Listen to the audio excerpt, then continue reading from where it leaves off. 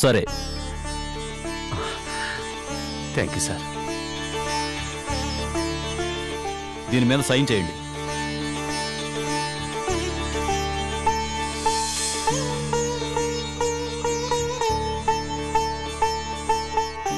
Lawyer గారు చాలా thanks. It's okay. సమయానికి నువ్వు రాబట్టి ఈ సమస్య పరిష్కారం అయింది. మీరేమీ అధైర్యపడకండి మావయ్య. మా బావకు స్పృహ రాగానే నేను అమ్మతో మాట్లాడతాను. సమస్యలన్నీ పరిష్కారం అవుతాయి.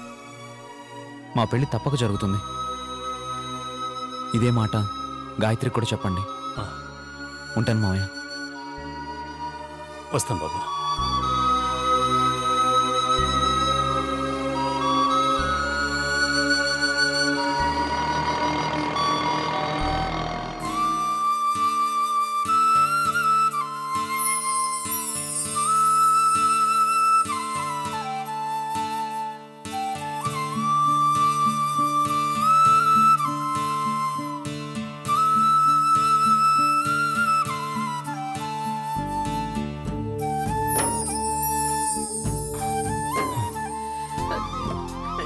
ఏమండి ఏమండి ఏమండి ఏమండి అక్క, స్పృహ వచ్చేంత వరకు బాగోరని డిస్టర్బ్ చేయొద్దని డాక్టర్ గారు చెప్పారు కదా. ఆయనకి స్పృహ వచ్చింది సుగునా. నిజమా?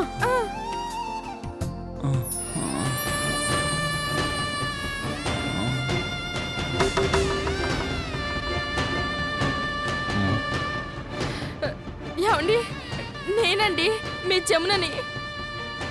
నేను సుగుణాను బావగారు.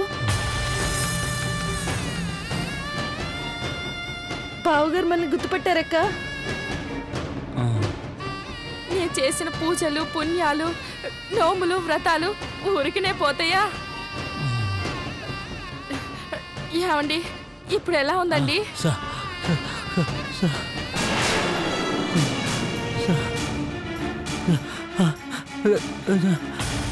ఏంటండి ఏమంటున్నారు సుగుణ? గొంతు పెగలటం లేదక్క. స్వరపేటిక దెబ్బతిందని డాక్టర్ చెప్పారు కదా. ఎప్పుడు గలగలా మాట్లాడే బావగారు ఇప్పుడు పుష్పక విమానం సినిమా ఏమో. అంటే ఎప్పటికీ ఇంతేనా? ఏమోనక్క, అంతా దేవుడి దయ.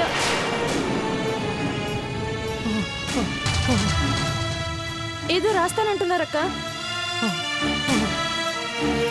ఏం రాస్తారు? నా తల రాత. అంత డీలా పడిపోకక్క. నువ్వు చేసిన మూగనోములు మూగవ్రతాలు ఊరికినే పోతాయా? ఈరోజు బావగారికి స్పృహ వచ్చినట్టే ఏదో ఒక రోజు మాట రాకపోదు. బావగారి మనసులో మాట తెలియాలంటే ఒక చిన్న ఐడియా అక్క.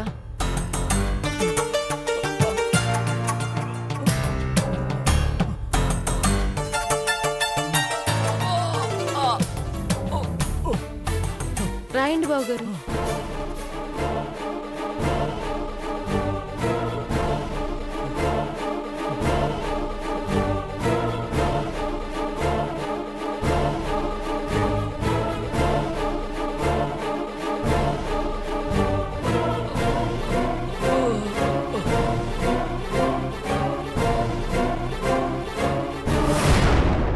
గాయత్రి, అచ్యుత్, వెన్నెల వీళ్ళ ముగ్గురు శివయ్య పిల్లలు కారు. ఎవరు పిల్లలో తెలీదు. ఇది తాగేసి పాండు కక్కిన నిజం. నా వల్ల బయటికి పొక్కిపోతుందని, పెళ్లి ఆగిపోతుందని అచ్యుత్ నా మీద హత్య ప్రయత్నం చేశాడు. అక్కడప్పుడు జరిగింది ఇది.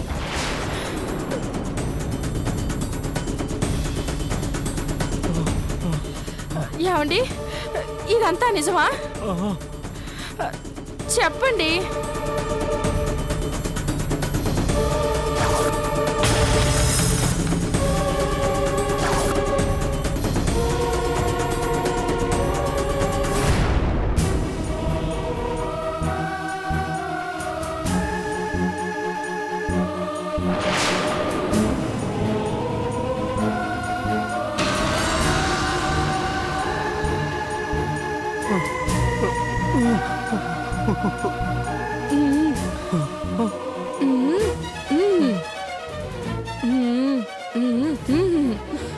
అక్క గొంతు పోయింది బావగారికి, నువ్వు మాట్లాడు.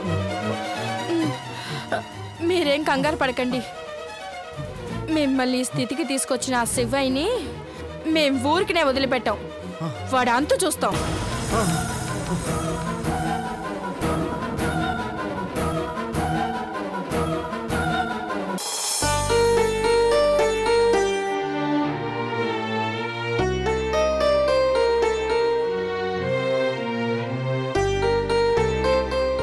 వారానికి 3 పూట్ల కోడికూర, 6 పూట్ల చేపల పులుసు నా చేత వండించుకుని తిని మీ చేతి వంట అద్భుతం అని లొట్టలేసుకుంటూ తినేవారు అల్లుడుగారు.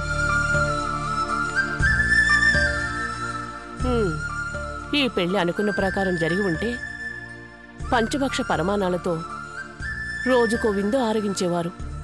ఆ పాపిష్టివాడు అచ్యుత్ పుణ్యమా అంటూ ఆసుపత్రి పాలైపోయాడు. ఆహారం మింగలేక, ట్యూబ్ నుంచి ఎక్కలేక నానా అవస్థలు పడుతున్నారు. ఈ చప్పటి జావ చేయడానికి నాకే విరక్తిగా ఉంది. ఇది తాగడానికి అల్లుడుగారు ఎంత బాధపడుతున్నారో పాపం. అయినా మంచివాడైన ఆ శివయ్య కడుపున ఈ కిరాతకుడు ఎలా పుట్టాడు? పుట్టలేదు.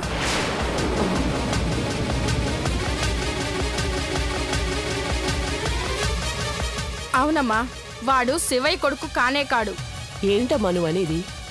నిజమమ్మా, శివయ్య పిల్లలెవరు శివయ్య పిల్లలు కారు. పెంట కుప్పలో దొరికిన దిక్కుమాలిన సంత. తప్పమ్మా, వాళ్లేదో మనకు దారుణం చేశారన్న కడుపు మంటతో అలా నిందలు వేయకూడదు. నేను ఊరుకున్నంత మాత్రాన నిజాలు అబద్ధాలు అయిపోతాయా? ఈ రోజు కాకపోయినా రేపైనా ఊరంతా గుప్పుమనే దారుణం ఇది. సాక్షాత్తు మీ అల్లుడు గారు హాస్పిటల్ బెడ్ మీద ఉండి ఇచ్చిన వాంగ్మూలం ఇది. కావాలంటే చూడు చూడు.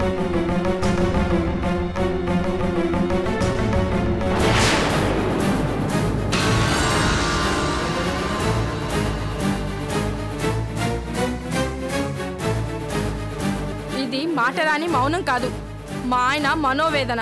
ఇదంతా నిజమా? నిజమా అమ్మా, బావకి అచ్యుత్కి మధ్య జరిగిన గొడవలో ఎవరికీ అంతు చిక్కని బలమైన దెబ్బ కానీ తలకి తగిలిందేమో.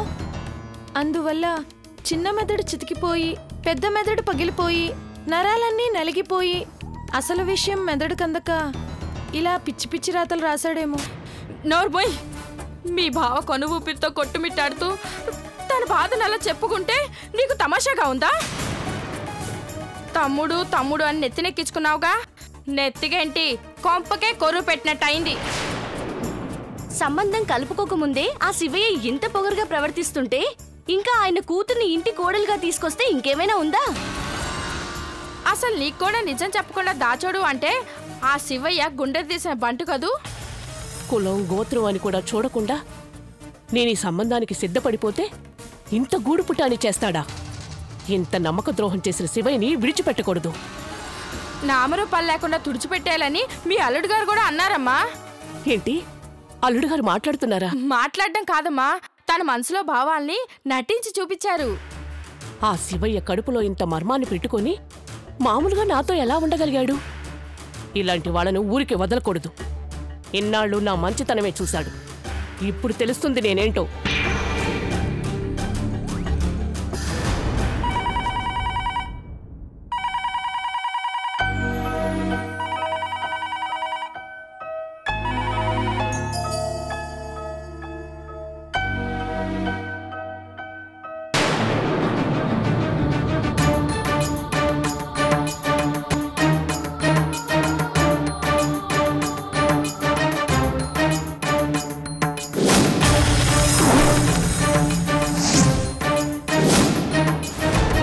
శారదా, శారదా, శారదా!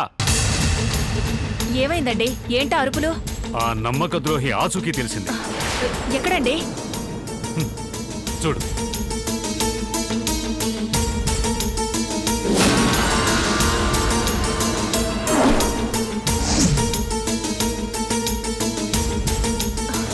అంటే గాయత్రి, అచ్యుత్, వెన్నెల మన పిల్లలా అండి? ఎవరికండి? పోలీసులకి. ఎందుకు? ఇన్నాళ్లుగా మన బిడ్డల్ని మనకు దూరం చేసి వేదన అనుభవించేలా చేసిన ఆ నీచుణ్ణి పోలీసులకు అప్పగించాలి. వద్దండి. ఏ నీకేమైనా మతిపోయిందా? ఇన్నాళ్ళు మనం అనుభవించిన బాధ వాడు అనుభవించాలి. మన పిల్లల్ని గొప్ప వ్యక్తులుగా తీర్చిదిద్దినందుక? శారదా, అవునండి. వాళ్ళు మన దగ్గర పెరిగినా కూడా ఆ వినయం, విధేయత, అణకువ వచ్చుండేవి కావండి. ఒక ఆటో నడుపుకొని ఇన్నేళ్లుగా వాళ్ళని పెంచి పెద్ద చేసి వాళ్ళ ఇష్టానికి తగ్గట్టుగా చదివించి ప్రయోజకుల్ని చేశాడు. ఏ రోజు కూడా తను తండ్రి కాదు అన్న అనుమానం వాళ్ళకి రానివ్వలేదు. చివరికి గాయత్రి పెళ్లి చేయడానికి నానా పాట్లు పడ్డాడు. పెళ్లిపీటల మీద పెళ్లి ఆగిపోతే ఎంత విలవిల్లాడిపోయాడో మనకు తెలుసు కదండి. మన పిల్లల్ని ప్రయోజకుల్ని చేశాడనా అతన్ని జైలు పాలు చేయాలనుకుంటున్నారు? మన మీద కోపంతో పిల్లల్ని తీసుకెళ్లిపోయినా ప్రేమతో పెంచాడే కాని ద్వేషాన్ని పంచలేదండి. అసలు మనమంటే ఎంతో అభిమానం పెంచుకున్న శివయ్య మన దగ్గర నుంచి పిల్లల్ని ద్వేషంతో తీసుకెళ్లిపోయాడంటే తెలుసో తెలియకో మనమేదైనా తప్పు చేశామా?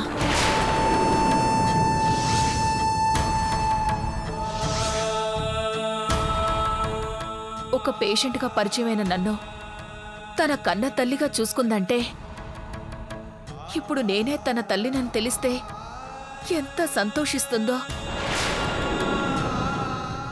ఇప్పుడు మనకి కావాల్సింది పగలు ప్రతీకారాలు కాదండి, మన పిల్లలు.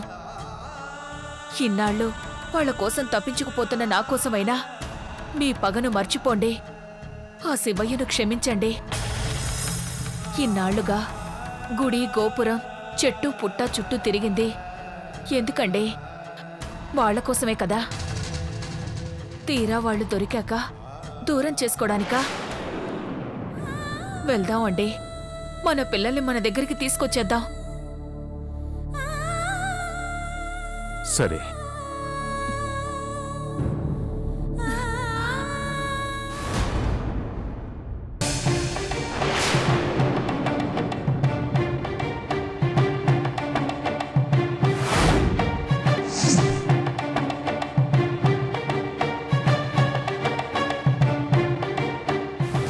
రాకయ్యా.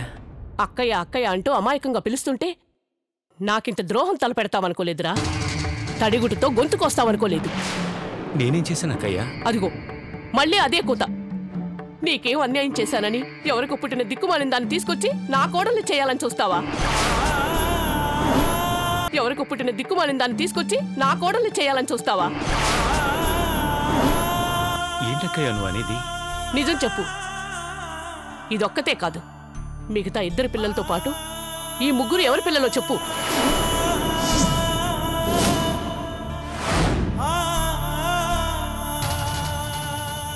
ఏం మాట్లాడుతున్నావు అక్కయ్యా? వాళ్ళు నా పిల్లలే. నీకెందుకు అనుమానం వచ్చింది? అనుమానం కాదు, అక్షరాలా నిజం. హాస్పిటల్లో స్పృహ రాగానే మా అల్లుడు చెప్పిన నిజం. ఈ మాట అన్నందుకే నీ అనాథకుడికి పౌరుషం వచ్చి నా అల్లుడు మెడ నరికేశాడు.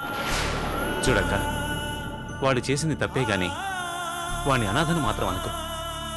ఈ ఇంట్లో ఎవరూ అనాథలు లేరు. నీకెవరో కట్టుకథలు కల్పించి చెప్తున్నారు. కల్పించలేదు. ఇది కట్టుకథ కాదు, పచ్చి నిజం. అడుగు, మీ బావ, మీ చెల్లెలి మొగుడు, అతనే స్వయంగా చెప్పిన నిజం. కాదేమో అతన్ని అడగండి, తేలిపోతుంది. ఏంటి బావా ఇది? అక్క చెప్పింది నిజమేనా? అదేం కాదు బావా, నన్ను క్షమించు బావా. పెళ్లిలో ఆ భూపతి, ఆ మన్మథరావు తప్పతాగారు బావా. నా చేత కూడా బలవంతంగా తాగించారు బావా. బావా, ఆ మైకంలో నేనేదో వాగాను. వాళ్ళు దాన్ని మరేదో అనుకొని ఇలా రాద్ధాంతం చేస్తున్నారు బావా. బావా, నేను నీ పిల్లల గురించి ఏమనలేదు బావా. ప్రమాణం చేస్తున్నాను బావా. బావా, చిచ్చి, నీతి నియమం లేనివాడివి, నీ ప్రమాణానికి ఏం విలువ? శివయ్య, నోరెత్తవే. ఇప్పుడు చెప్పు, ఈ బిడ్డలు నీ బిడ్డలే అని ప్రమాణపూర్తిగా చెప్పగలవా? నిజానికి నిజమే ప్రమాణం. మాటలతో ప్రయోజనం లేదు. ఇప్పుడు మీకు కావాల్సింది ఏదో ఒక సాకు చెప్పి ఈ పెళ్లి తప్పించడమే కదా. తప్పిపోయిందిగా పెళ్లి. ఇంకా మా మధ్య లేనిపోని అపోహలు సృష్టించడం మాని ఇక మీరు వెళ్ళొచ్చు. గాయత్రి ఊరుకోమ్మా. లేదు నాన్న, నిన్ను అవమానించి నేను పెళ్లి చేసుకోవాల్సిన అవసరం నాకు లేదు నాన్న. నిన్ను మా నాన్న కాదన్న వాళ్ళు నాకేం అక్కర్లేదు నాన్న. తండ్రి గాని తండ్రి అయినా ఒక మాట అంటే రోషం పొడుచుకొస్తుంది. వీడింట్లో 4 ముద్దలు తిన్నందుకు నువ్వు చూపించే విశ్వాసం వీడికుండుంటే ఎంత బాగుండేది. వీడేం తప్పు చేయకపోతే నేను ఇన్ని మాటలు అంటున్నా అలా మౌనంగా తలదించుకుంటాడే. తప్పు చేసింది శివయ్య కాదు,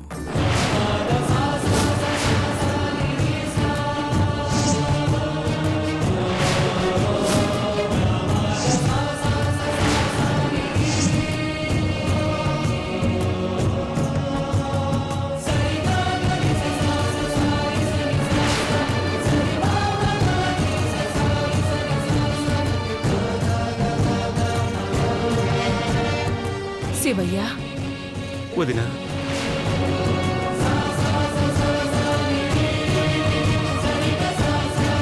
తప్పు చేసింది మోసం చేసింది శివయ్య కాదమ్మా, నేను. అన్నయ్య మీరు ఆశ్చర్యపోతున్నారు కదా, ఇది పచ్చి నిజమమ్మా. ఇది వరకు ఘోరంత ఉపకారం చేసినందుకు నా మీద కొండంత అభిమానం పెంచుకున్నాడమ్మా శివయ్య. మా ఇద్దరి మధ్య వచ్చిన చిన్న భేదాభిప్రాయం వల్ల తన భార్య బిడ్డల్ని పోగొట్టుకున్నాడు. నా కుటుంబం కలతపడకూడదని అన్ని కష్టాల్ని హాలాహలంగా గొంతులో నింపుకున్న శివుడమ్మా అతను. ఇప్పుడు మీరు ఎన్ని నిందలు వేసినా పల్లెత్తు మాటనకుండా తలదించుకుని ఉన్నాడు అంటే నాకు తలవంపులు రాకూడదని. వీటన్నింటికీ కారణం నేనే. నన్ను క్షమించు శివయ్య. అన్నయ్య, ఇప్పుడు నువ్వేం తప్పు చేసావని క్షమించమని అడుగుతున్నావు, సంజాషి చెప్పుకుంటున్నావు. చూశావా అమ్మా, ఇప్పటికైనా నాదే పైచేయిగా ఉండాలని కోరుకుంటున్నాడు. నేను ఎవరి ముందు తక్కువగా ఉండకూడదని తపన పడుతున్నాడు. అంత ఉత్తముడమ్మా శివయ్య. నా నుంచి నా పిల్లల్ని దూరం చేసిన తనెప్పుడూ భారం అనుకోలేదు. అందరూ గర్వపడేలా ముత్యాల్లా పెంచాడు. మీరేమైనా తిట్టాలి అనుకుంటే నన్ను తిట్టండి. మీకేమైనా ద్రోహం జరిగింది అనుకుంటే అది నా వల్లే జరిగింది. అమ్మ గాయత్రి, అచ్యుత్, వెన్నెల,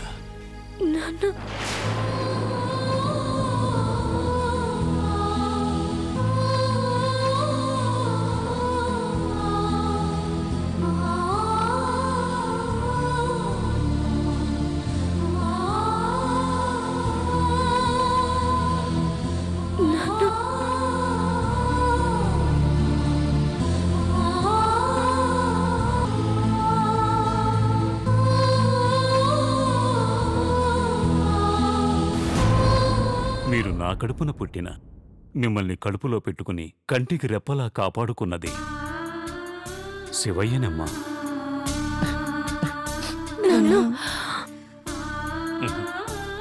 నేను కాదమ్మా, మీ నాన్న ఆయనే. ఇన్నాళ్ళు మాకు చిన్న కష్టం కూడా కలగనివ్వకుండా, ఏ లోటు రాకుండా ప్రాణానికి ప్రాణంగా చూసుకున్నావు. ఉన్నట్టుండి నువ్వు మాకేమీ కానంటే మేమెలా తట్టుకోగలం నాన్న? నిజమేనమ్మా, ఎప్పటికీ మీ నాన్న ఆ శివయ్యే. అనుక్షణం మీకోసమే పాటుపడుతూ మిమ్మల్ని సంస్కారవంతులుగా పెంచాడు. నాన్నగా ఆ హక్కు అర్హత శివయ్యకే ఉన్నాయి. లేదన్నయ్య, వీళ్ల మీదే పంచప్రాణాలు పెట్టుకున్న వదిన కోసం వీళ్ళు నిన్ను నాన్న అని పిలవాలి, మీ దగ్గరే ఉండాలి.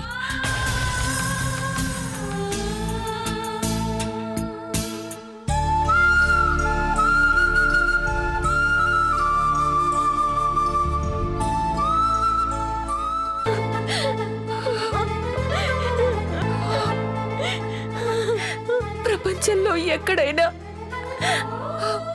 బిడ్డను తల్లి గుర్తిస్తుంది. కానీ కానీ నువ్వు నన్ను తల్లిగా ఆదరించావు.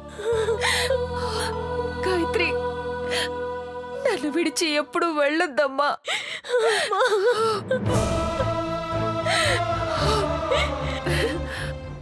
నన్ను విడిచి వెళ్ళిపోతావా గాయత్రి అంటే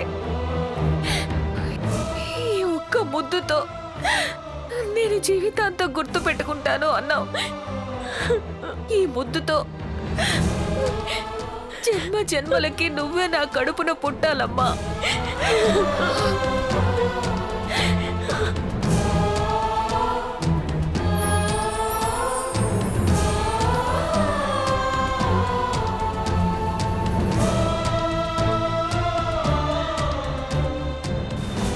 మిమ్మల్ని అందరినీ ఇలా చూస్తుంటే, ఒకళ్ళ కోసం ఒకళ్ళు చేసుకున్న త్యాగాలు వింటుంటే, చెయ్యని తప్పుకు క్షమాపణలు కోరుకుంటుంటే నేనెంత చౌకబారుగా ప్రవర్తించానో ఇప్పుడు అర్థం అవుతుంది. అక్క, అవేం మాటలక్క? లేదు శివయ్య, అనుభవం తెలియని చిన్న వయసులో చిన్నపిల్లలు పొరపాటు పడొచ్చు. 20 ఏళ్లుగా నువ్వేంటో తెలిసి నేను కూడా నిన్ను తప్పుగా అర్థం చేసుకున్నాను. నిన్ను క్షమించమని అడగటానికి కూడా నాకు ముఖం చెల్లటం లేదు. అలా మాట్లాడకక్క. నువ్వేం తప్పు చేసావని? ఇంకా ఏం చెయ్యాలి తమ్ముడు? తప్పు జరిగిపోయిందని కాళ్లా వేళ్ల పడి ప్రాధేయపడినా నా మాటలన్నాను. ఈ పరిస్థితిలో నేను కూడా అలాగే అర్థం చేసుకునేవాణ్ణి. నిన్నటి వరకు అందర్నీ మందలించిన నేనే వాళ్లలాగే విచక్షణ మర్చిపోయి గాయత్రిని ఈసడించుకున్నాను. ఇప్పుడు నేను చేసిన పొరపాట్లన్నీ దిద్దుకోవాలంటే గాయత్రి నా ఇంట్లో కోడలుగా అడుగుపెట్టాలి. నా కొడుక్కి గాయత్రిని ఇచ్చి పెళ్లి చేయడానికి అనుమతిస్తావా శివయ్య? వాళ్ళిద్దరి తల మీద 4 అక్షంతలేసే భాగ్యం నాకు కలిగిస్తావా? నువ్వు నా కూతుర్ని కోడలుగా చేసుకుంటానటం నేను వరంగా భావిస్తున్నాను. ఇంకెందుకు ఆలస్యం? బావా, పెళ్లి కొడుకు ఫోన్ చేసి అర్జెంటుగా రప్పించు. ఆ శుభకార్యం కాస్త పూర్తి చేసేద్దాం.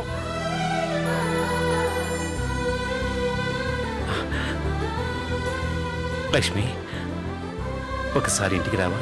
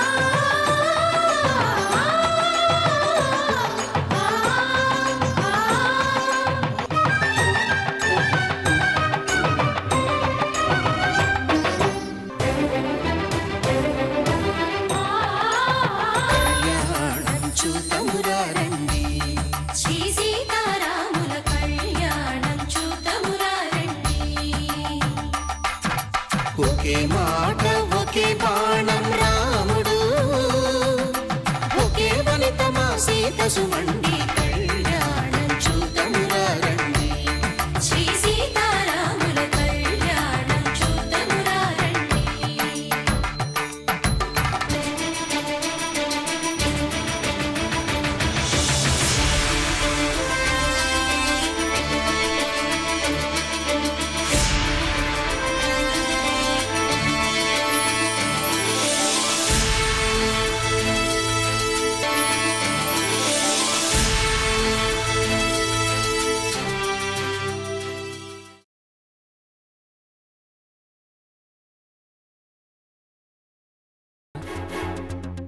మిమ్మల్ని ఇద్దరిని ఇలా చూసేవాళ్ళకి 4 రకాలుగా అనుకునే అవకాశం ఇవ్వకూడదు. అన్ని విషయాలు నేను చక్కదిద్దుతానుగా. అంతవరకు నువ్వు